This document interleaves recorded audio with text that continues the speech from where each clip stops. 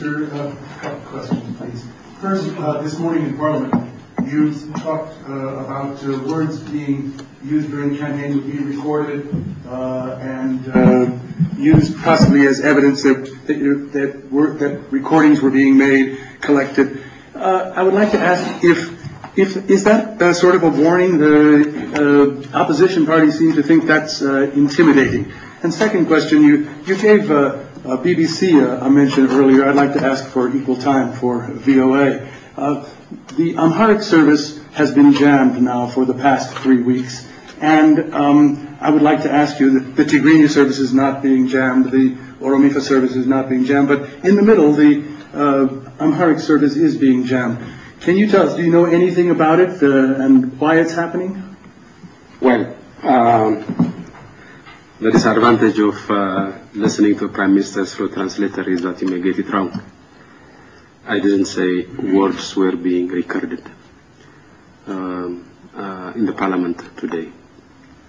I said transgressions against the law, evidence against, with regards to violations of the law will naturally be collected. But the government prefers not to engage in legal tussles at this stage because it might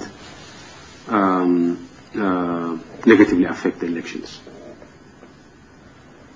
That does not mean the government will simply ignore when the law is violated, because that in itself would be a criminal act, and the government would not be engaged in a criminal act. The government, when it defers law enforcement in the interest of the elections, is not thereby engaging in the dereliction of duty. It is simply postponing the issues.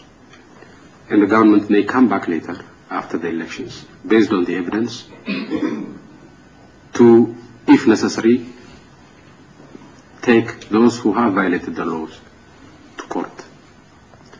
So the argument was that we would not want to take people to court now, even if there are violations of the law.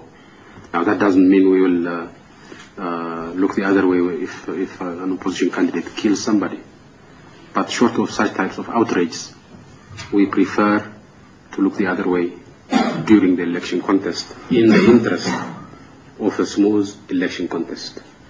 If need be, and if necessary, we can come back to those crimes committed during the election after the election. That's what I said. I hope it does not intimidate anybody. I am sure it will not intimidate anybody who has no intention of violating the laws. Now, with regards to the VOA, I don't think the BBC is legally prohibited from broadcasting to the United States, is it? No broadcasts. But to the best of my knowledge, the VOA is legally prohibited from broadcasting to the United States. It's an outdated law. It is broadcast to the United States, and it's all on the internet. And of course, people on the internet always in the United States quote VOA. But the law is there. It was a 1940s law, yes.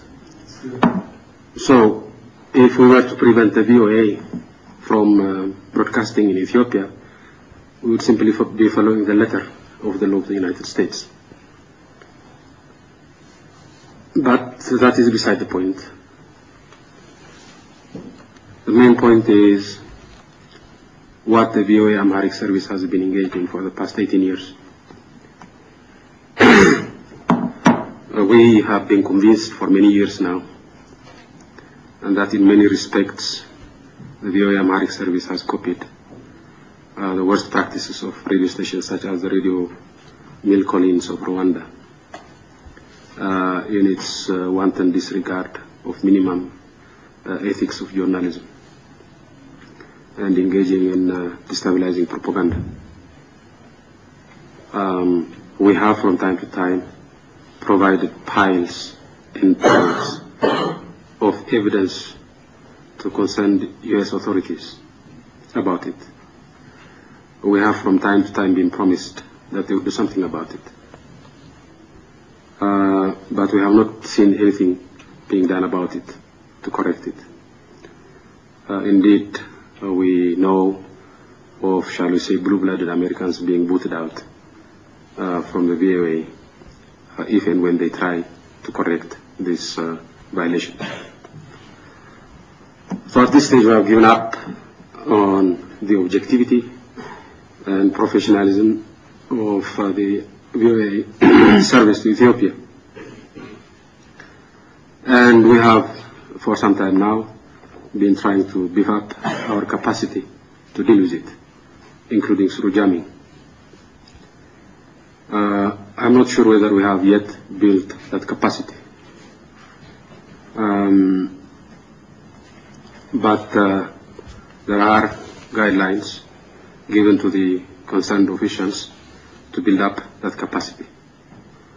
I understand they are close to achieving that capacity. And in that regard, they may have been testing their capacity in recent days. But that was not a formal process of jamming. The formal process of jamming will come if and when they prove that they have the capacity to do it. As far as I know, that is not still proved. You seem to believe that they have been effective in jamming it. The information I get is slightly different, that they have not been that effective in jamming it. So we need to know, before we make the decision to jam, whether we have the capacity to do it. But I assure you, if they assure me at some future date that they have the capacity to jam it, then I will then give them the clear guideline to jam it. But so far, there has not been that formal decision to jam. There has been the formal decision to beef up our capacity to jam. And as part of that decision, they may have been testing the equipment that they have for jamming.